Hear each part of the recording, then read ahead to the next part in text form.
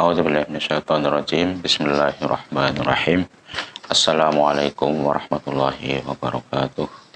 Alhamdulillahirabbil alamin wa bihi nasta'inu ala umurid dunya waddin. Wassalatu wassalamu ala asyrafil anbiya'i wal mursalin sayyidina Muhammadin wa ala alihi wa sahbihi ajma'in wa man tabi'ahu ila yaumiddin.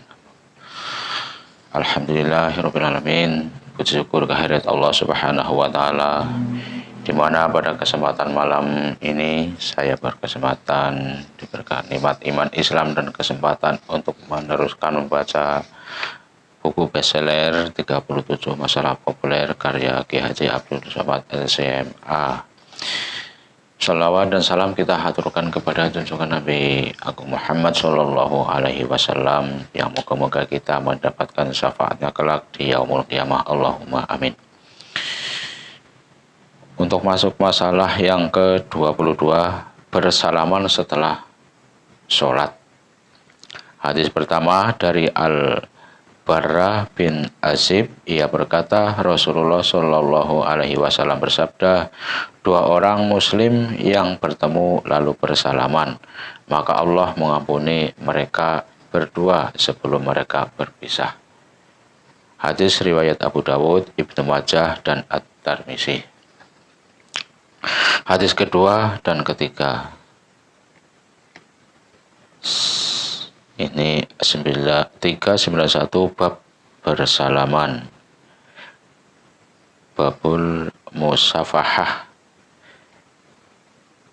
Sanadnya sahih, hadis mauquf dari Anas bin Malik. Ia berkata, ketika orang-orang Yaman datang, Rasulullah Shallallahu Alaihi Wasallam berkata, orang Yaman telah datang, mereka adalah orang-orang yang lebih lembut hatinya daripada kalian.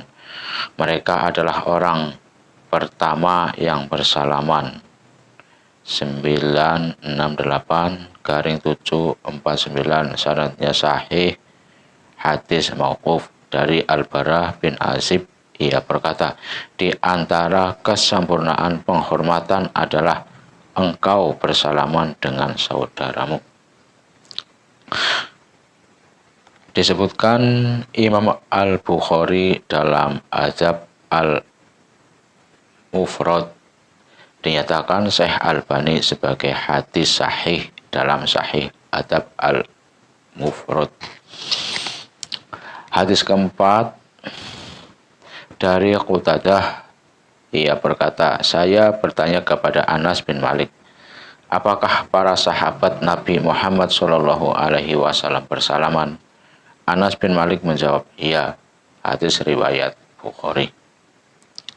Keempat hadis di atas jelas menyatakan bahwa bersalaman adalah perbuatan yang baik. Bahkan dianjurkan Rasulullah Shallallahu Alaihi Wasallam.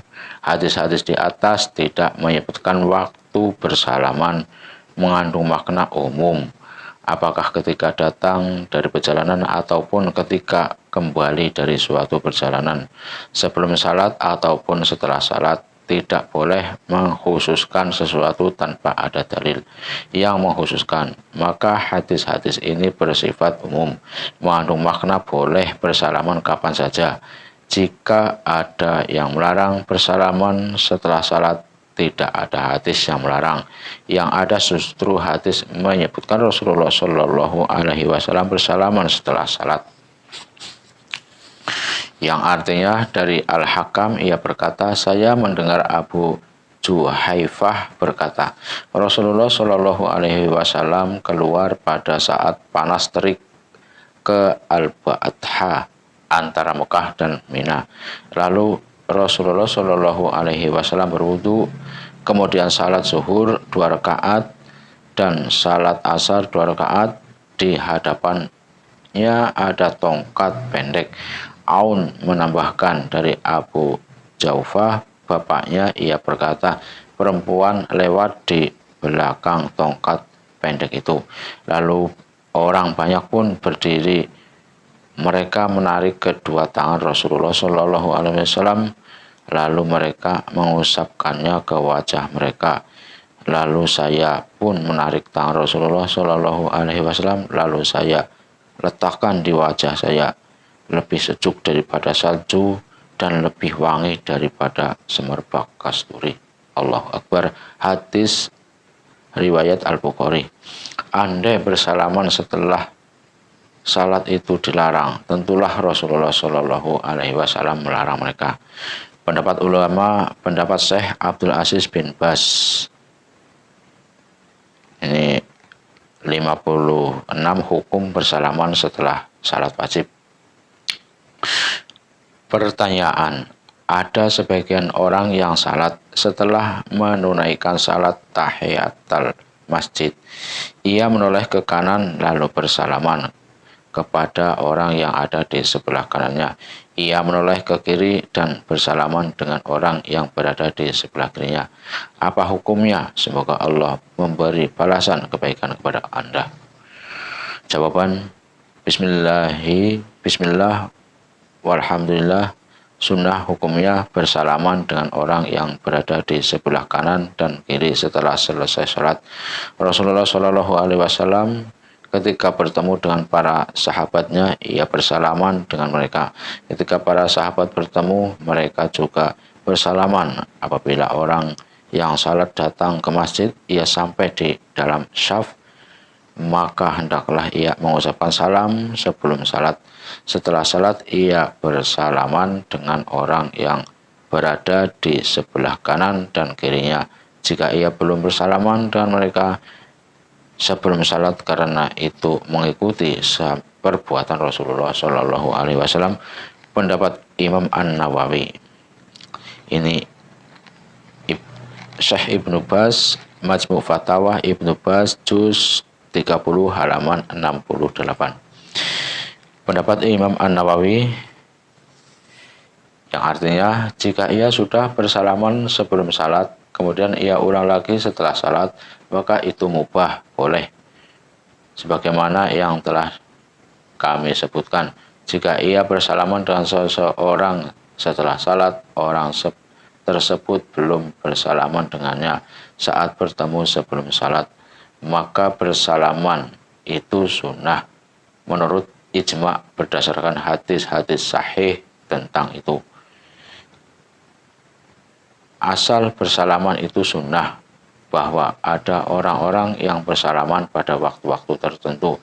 Misalnya setelah selesai sholat, maka ia tidak mengeluarkan dari asal sunnah. Ini ada catatan. Al-Hafiz Ibnu Hajar Al-Asqalani Fat Al-Bari Syahih Al-Bukhari juz 11 Beirut Dar Al-Ma'rifah 1379 Hijriah halaman 55. Pendapat Imam At-Tahawi,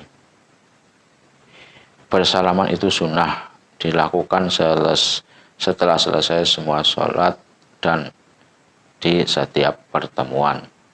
Catatan, Mesir Al-Matba'ah Al-Kubro Al-Amiriyah 1318 Hijriah halaman 345. Alhamdulillah sudah membacakan tentang bersalaman setelah sholat. Alhamdulillah, dan besok saya akan meneruskan insya Allah masalah ke-23, zikir sahar setelah salat. Terima kasih atas perhatiannya, mohon dukungannya dengan like, komen, dan subscribe-nya, karena subscribe itu gratis. Semoga kita dimudahkan dalam segala urusan, dimudahkan dengan rezeki dan lain sebagainya. Wabillahi taufiq wal hidayah. Wassalamualaikum warahmatullahi wabarakatuh.